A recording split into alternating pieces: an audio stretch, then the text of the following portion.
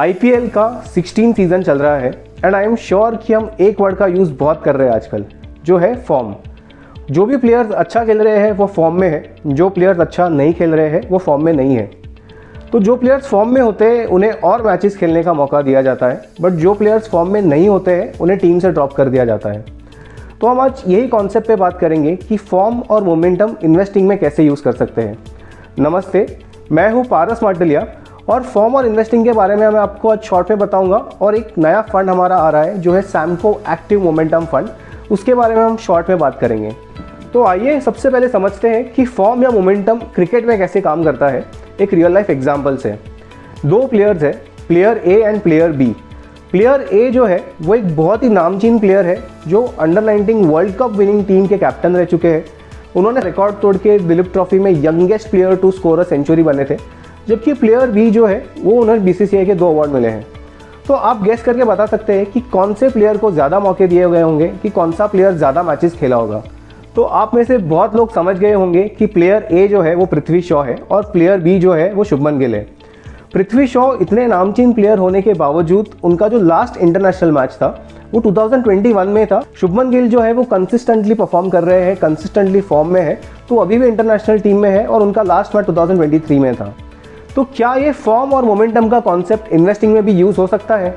जी हाँ, यही कॉन्सेप्ट के बेसिस पे हम एक नया फंड ला रहे हैं जो है इंडिया का सबसे पहला एक्टिव मोमेंटम फंड, जो है Samco active momentum fund. Fund के बारे में और बात करने से पहले ये समझते हैं कि मोमेंटम है, जो फॉर्म है, वो इन्वेस्टिंग में कितना अच्छे से परफॉर्म कर पाता है। तो उसका जवाब जानने के लिए हमें MSCI के इंडेक्स स्टडी करने होंगे। MSCI वर्ल्ड का एक बहुत बड़ा इंडेक्स क्रिएटर है जिसके इंडाइसिस के बेसिस पे 1.3 ट्रिलियन डॉलर्स के एसेट्स इंडेक्स फंड्स में इन्वेस्टेड है। MSCI का रिसर्च ये कहता है कि मोमेंटम जो है वो one of the strongest factor है जो आपको एक एक्सेस रिटर्न कमाने में हेल्प कर सकता है। तो ये जानने के लिए MSCI ने एक इंडेक्स क्रिएट किया है which is called MSCI world momentum index. तो ये इंडेक्स अगर आप रिटर्न देखेंगे तो 1994 जून से इसने 19.5 टाइम्स यानी 19.5 गुना से बढ़ा है, जबकि इसका बेस इंडेक्स है MSCI वर्ल्ड इंडेक्स, ये सिर्फ करीबन 9.5 गुना से बढ़ा है। तो आप देखिए कि मोमेंटम का जो पावर है वो बहुत ही ज़्यादा तेज़ है और इसने ऑलमोस्ट डबल से भी ज़्यादा रिटर्न दिया है इन द सेम पीरियड। तो ये बात बहुत क्लियर है कि वर्ल्ड लेवल पे जो है वो मोमेंटम फैक्टर बहुत अच्छे से काम करता है। बट क्या ये फैक्टर इंडिया में भी इतने अच्छे से काम करता है? तो उसका आंसर है NSE के इंडाइसिस में। NSE में 2 इंडाइसिस है जो मोमेंटम फैक्टर पे चलते हैं। पहला है निफ्टी मिड कैप 150 मोमेंटम 50 और दूसरा है निफ्टी 200 मोमेंटम 30। इसका भी अगर आप रिटर्न चेक करेंगे तो आपको पता चलेगा कि अप्रैल 2005 से इनका डेटा है। तो आप देखेंगे तो मोमेंटम 50 जो इंडेक्स है उसने 21.28% का प्राइस कैगर रिटर्न दिया है, जबकि इसका बेस इंडेक्स जो मिड कैप 150 इंडेक्स है उसने करीबन 14.5% का रिटर्न दिया है। तो इंडिया में भी इसने करीबन 6.5% का जो अल्फा क्रिएट किया है because of momentum. Momentum factor जो है वो बहुत अच्छे से काम करता है और ये एक इन्वेस्टर्स को एक अल्फा जनरेट करने का पॉसिबिलिटी देता है। तो इसी बेहतरीन कॉन्सेप्ट को लेके हम एक नया फंड लेके आ रहे हैं जिसका नाम है सैमको एक्टिव मोमेंटम फंड। और जैसे कि मैंने आपको बताया कि ये बहुत ही पावरफुल स्ट्रैटेजी है, फिर भी इंडिया में इसमें इतने ज़्यादा यूज़ केसेस नहीं है। सिर्फ 6 म्यूचुअल फंड स्कीम्स ऐसी है जो मोमेंटम यूज़ करती है और वो सारे के सारे फंड जो है पैसिव फंड्स हैं। तो ये इंडिया का सबसे पहला एक्टिव मोमेंटम फंड होगा। तो ये एक्टिव मोमेंटम फंड में हम मोमेंटम कैसे ढूंढेंगे, जो वो समझते हैं एक रियल लाइफ क्रिकेट एग्जांपल से, कि जहाँ पे कोचेस जो है नए नए प्लेयर्स को ढूंढने के लिए स्काउटिंग करते हैं, डोमेस्टिक मैचेस में जो आउट परफॉर्मर्स होते हैं उन्हें ट्रैक करते हैं और देखते हैं कि कौन कंसिस्टेंटली अच्छा परफॉर्म कर रहे हैं। अभी मोस्ट रिसेंट एग्जाम्पल है कि जो रिंकू सिंह है जिन्होंने 1 ओवर में 5 सिक्सेस मारी, तो अभी आगे जाके उनको मौका दिया जाएगा कि वो इंटरनेशनल भी खेल पाए और अगर वो कंसिस्टेंटली परफॉर्म करेंगे तो वो टीम में शामिल कर दिए जाएंगे। तो ऐसे ही हमने एक मोमेंटम सीकिंग एल्गोरिदम बनाया है जो मार्केट में स्काउटिंग करके विनिंग प्लेयर्स को फाइंड आउट करने का ट्राई करता है। तो फंड का स्ट्रैटेजी बहुत सिंपल है कि जो स्टॉक्स अच्छा परफॉर्म कर रहे हैं उसमें हम इन्वेस्ट करेंगे और जो स्टॉक्स अच्छा परफॉर्म नहीं कर रहे उसे हम ड्रॉप कर देंगे। तो मोमेंटम का जो कोर फिलॉसफी है, डेफिनेशन है, वो यही है कि जो स्टॉक्स अच्छा करते आ रहे हैं वो नियर एंड मिड टर्म में अच्छा करते रहेंगे और जो स्टॉक्स अच्छा नहीं करते आ रहे वो नियर एंड मिड टर्म में अच्छा नहीं करेंगे। तो इसी तरह मार्केट में मोमेंटम कैप्चर करने के लिए हमने एक बहुत ही intelligent momentum seeking algorithm create किया है। ये एल्गोरिदम के 3 इंजन हैं, तो आइए वो समझते हैं। पहला इंजन है सिग्नल जनरेटिंग इंजन। तो ये इंजन बहुत सारे डेटा फैक्टर्स देख के हमें बाय सेल होल्ड सिग्नल्स देता है। दूसरा है रिस्क मैनेजमेंट और पोजीशन साइजिंग इंजन। ये इंजन बहुत सारे फैक्टर्स एनालाइज करके हमें ये बताता है कि जो पहले इंजन से सिग्नल्स आए हैं उसमें आइडियल वेट क्या होना चाहिए। तो ये कैसे पता करता है कि जो कोई भी सिग्नल आया है उसका प्रोबेबिलिटी ऑफ सक्सेस क्या है, वो कितना बढ़ सकता है, यानी उसका साइज ऑफ अपॉर्चुनिटी क्या है, उसमें रिस्क कितना है, यानी वो कितना ज़्यादा गिर सकता है, वो कौन से सेक्टर को बिलोंग करता है और वो कौन से मार्केट कैप को बिलोंग करता है, वो सारी चीज़ें फाइंड आउट करके एक आइडियल वेट देता है, जो ये सेकेंड इंजन का काम है। थर्ड इंजन जो है वो है पोर्टफोलियो मैनेजमेंट इंजन।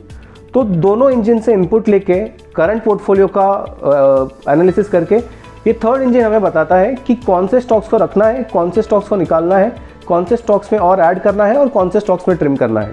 तो ये तीनों इंजन्स का जो कॉम्बिनेशन है वो बहुत पावरफुल है, क्योंकि इसमें किसी भी तरह का ह्यूमन बायसेस, इमोशंस नहीं आता है।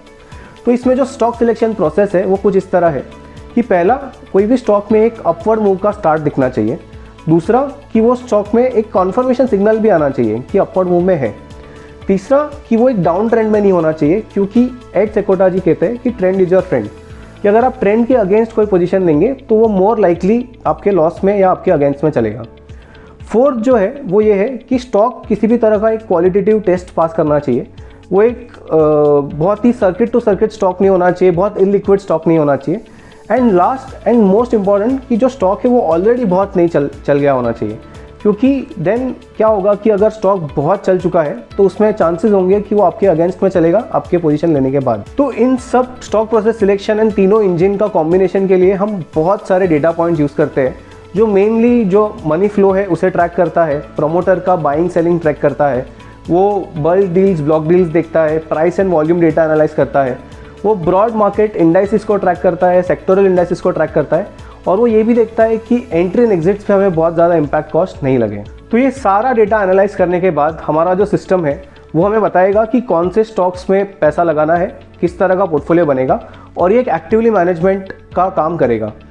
तो हम क्यों इंडेक्स फंड्स नहीं ला रहे और क्यों एक्टिव फंड ला रहे हैं, क्योंकि इंडेक्स फंड्स की कुछ कमियां हैं जो हम कोशिश करेंगे कि एक्टिव फंड में हम सुधार सकें। तो पहला जो डिफरेंस है या एडवांटेज है वो ये है कि हमारा जो फंड है उसमें हम मोमेंटम के साथ साथ एंटी मोमेंटम भी कैप्चर करते हैं। यानी मार्केट्स में ऐसे कई समय होते हैं जहाँ पे मार्केट साइडवेज होता है, यानी मार्केट वहीं का वही होता है, या मार्केट डाउन ट्रेंडिंग होता है, यानी मार्केट्स नीचे जा रहे होते हैं। तो उन समय में अगर आप मोमेंटम के बेसिस पे स्टॉक सिलेक्ट करोगे तो आपके अगेंस्ट में ही चलने हैं वो। तो एज एन एक्टिव मैनेजर हमारे पास वो ऑप्शन रहेगा कि हम उन पीरियड्स में हम मार्केट में एक्सपोजर हमारा कम करें, जबकि पैसिव फंड्स जो है उनके पास वो ऑप्शन नहीं रहेगा, वो 100% ऑफ द टाइम्स इन्वेस्टेड रहेंगे। दूसरा एडवांटेज ये है कि हमारे फंड में जो रीबैलेंसिंग होगा वो बहुत रियल टाइम बेसिस पे होगा, जबकि इंडेक्स फंड्स में जो रीबैलेंसिंग होता है वो एवरी 6 मंथ्स होता है। मार्केट्स में जो चीज़ें हैं वो बहुत तेज़ी से बदल सकती है, ओवरनाइट बदल सकती है। तो जब ऐसा कोई सिचुएशन आता है तब हमारा फंड रियल टाइम बेसिस पे वो रीबैलेंसिंग करेगा, और जो पैसिव फंड्स है वो उसके रीबैलेंस डेट के लिए वेट करेगा, जो शायद 2, 3, 6 महीने भी दूर हो सकता है, and it could lead to a good amount of losses. तीसरा एडवांटेज ये है कि हमारा एल्गोरिदम एब्सोल्यूट और रिलेटिव मोमेंटम दोनों यूज़ करता है, जबकि जो पैसिव फंड्स है वो सिर्फ रिलेटिव मोमेंटम यूज़ करते हैं। तो आइए समझते हैं कि सिर्फ रिलेटिव मोमेंटम यूज़ करने के क्या गैरफायदे हैं। तो जब भी मार्केट नीचे जा रहा होता है तभी सारे स्टॉक्स नीचे जा रहे होते हैं, कुछ स्टॉक्स ऐसे होते हैं जो कम गिर रहे होते हैं, तो उनका जो रिलेटिव मोमेंटम है वो हाई होता है, एंड पैसिव जो स्कीम्स होती है वो स्टॉक्स में इन्वेस्ट करता है। But as an active manager जब भी ऐसा सिचुएशन होगा, ऐसा सिनेरियो होगा, तब हम एब्सोल्यूट मोमेंटम भी देखेंगे कि अगर कोई स्टॉक नीचे जा रहा है, भले वो बाकी स्टॉक से नीचे जा रहा है, तो हम उसमें इन्वेस्ट नहीं करेंगे, and that will be the advantage of active management. Fourth advantage ये है, या फोर्थ डिफरेंस ये बोल सकते हो आप, कि हमारा जो नंबर ऑफ स्टॉक्स का रेस्ट्रिक्शन है एक्टिव मैनेजमेंट या एक्टिव फंड में वो कुछ भी नहीं है, जबकि पैसिव फंड्स का जो एक मैंडेट होता है, मेथोडोलॉजी होती है, वो उन्हें फॉलो करनी होती है। तो जो मिड कैप 150 मोमेंटम 50 है उसमें 50 स्टॉक्स ही हो सकते हैं, निफ्टी 200 मोमेंटम 30 है उसमें 30 स्टॉक्स ही हो सकते हैं। बट जनरली जब मार्केट्स में बुल रन आता है तभी बहुत सारे स्टॉक्स में मोमेंटम देखने मिलता है। तो एज एन एक्टिव मैनेजर हमारा ये फ़ायदा होगा कि हम ज़्यादा से ज़्यादा स्टॉक्स में इन्वेस्ट कर पाएंगे। और पांचवा और आखिरी एडवांटेज हमारा पैसिव फंड्स के सामने ये रहेगा कि हमारा जो यूनिवर्स है, कि जिसमें से हम स्काउटिंग करते हैं, हम ढूंढते हैं मोमेंटम कितने स्टॉक्स में है, वो यूनिवर्स बहुत ब्रॉड है। हम सारे ही मार्केट कैपिटलाइजेशन में ढूंढेंगे कि कहाँ मोमेंटम है, सारे ही सेक्टर्स में देखेंगे, बट जबकि इंडेक्स फंड्स होते हैं उनकी अगेन जो मेथोडोलॉजी है उसके हिसाब से उनको रेस्ट्रिक्टेड रहना पड़ता है और उनको उनके यूनिवर्स के अंदर मोमेंटम देखना होता है। तो इन 5 रीजंस के कारण हमें ऐसा लगता है कि एक्टिव मैनेज जो मोमेंटम फंड है वो काफ़ी बेटर कर सकता है पैसिव से और एक इन्वेस्टर्स को मौका देता है कि वो अल्फा जनरेटिंग कैपेबिलिटी रख सके।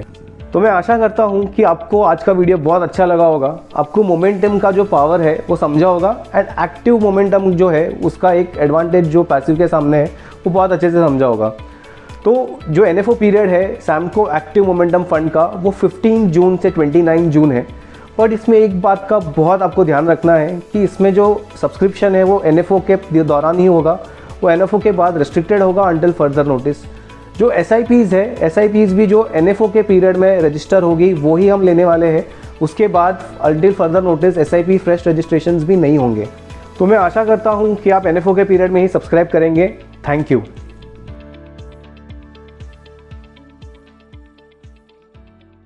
Mutual fund investments are subject to market risks.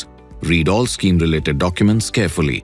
Mutual fund निवेश बाजार के जोखिमों के अधीन है। योजना से जुड़े सभी दस्तावेजों को ध्यान से पढ़ें।